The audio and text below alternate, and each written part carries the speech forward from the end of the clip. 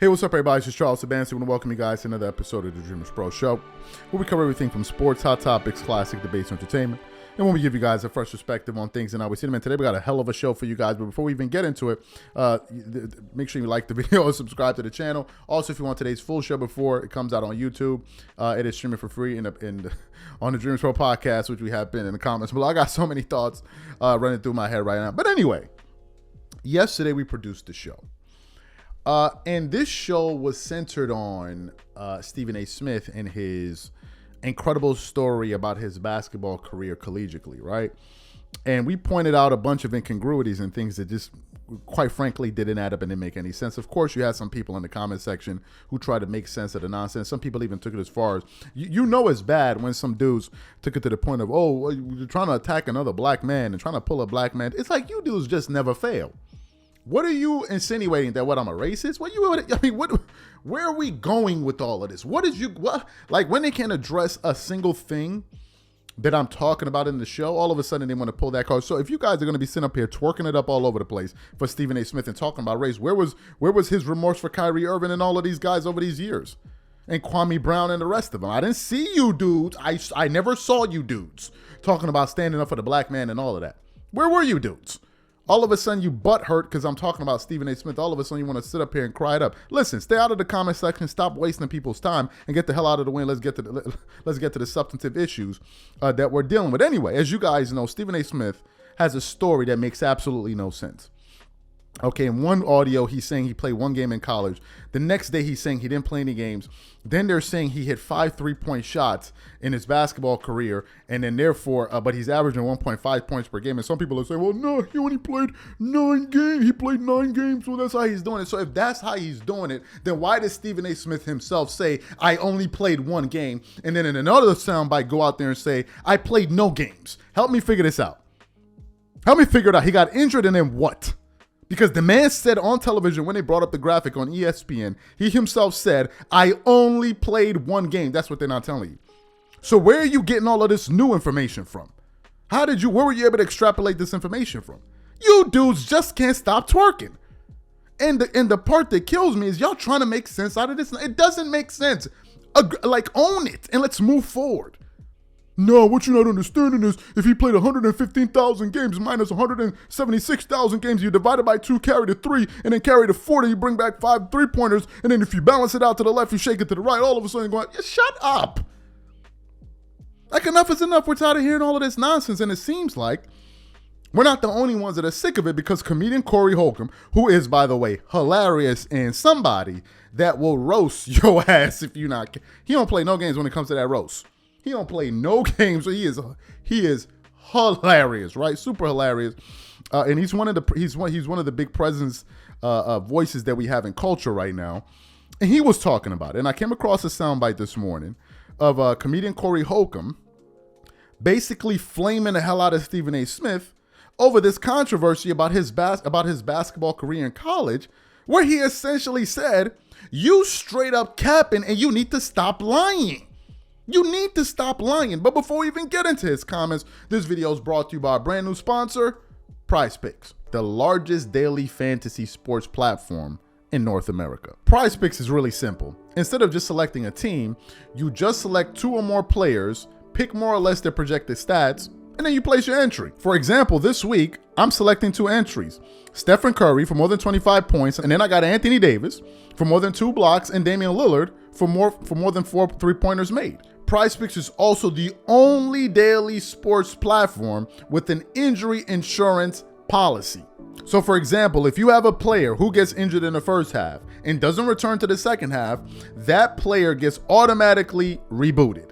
What I also love about PrizePicks is that it offers weekly promotions like Taco Tuesdays. Each Tuesday, PrizePicks discounts select player projections up to 25% to provide even more value. So go to prizepicks.com/CLNS and use code CLNS for a first deposit match of up to $100. That's go to prizepicks.com/CLNS, use code CLNS for a first deposit match of up to $100. And once again, once you support this sponsor, you're supporting this channel. Thank you. So what we want to do is we want to play exactly what Corey Holcomb had to say about Stephen A. Smith, and then we're going to come back and continue on the show. Take a listen to what he had to say here. When Cat went on Shannon Sharp's show, in my opinion, it was a way of jumping off. And when I tell you jumping off, it is hilarious, some of the I'm seeing on the internet now. They want to do numbers like Cat did that day, but that's not going to happen. But these is actually jumping off. We starting with Stephen A. Hurt feelings for Captain Smith. Oh, so you saw that one too then? Man, I was laughing like a he let that get up under his skin. But Stephen A. Smith got caught capping. Let's start putting on blast for capping. If you capping, you capping. Stephen A. Smith lied about hooping for Winston-Salem State. It was all a cap. Because when you put that your little memoir book, a book, you know, reading that anyway. But for them to be trying to get at his ass, they read it. And they caught you up, didn't they? Because some dude said some I was in agreement with. When a get caught, he don't never say, you lying. He get to talk about you. You fat bastard. I can't stand that fat bastard. Jason Whitlock. Yeah. This caught you up, Stephen A. He is a fat bastard. He looking for clout. All that but you got busted out for lying. You was a hooper.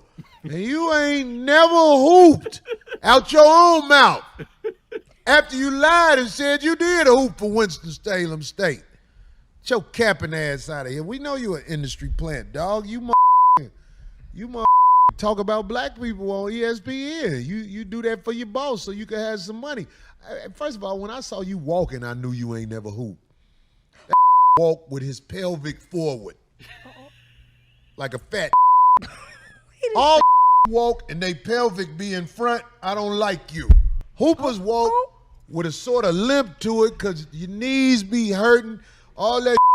I saw Stephen A. on the NBA court one day.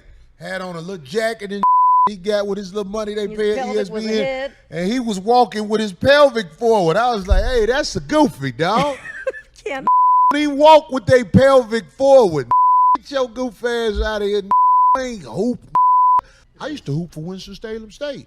I cracked my knee. He sounded like Mike Tyson after that one fight. I cracked my back. Oh boy said, what did he say? Spinal. Spinal what? Get your goof ass out of here. He said he cracked his knee and he had to go back home and use his mama insurance and all that sucker shit. It's a cap. Get your garbage ass out of here. You ain't never hooped for nobody, dog. You did what you had to do to get in with ESPN, and when they suspended you that one time for what you said about women, you promised them you're going to be a good boy after that, and you've been on black people ever since.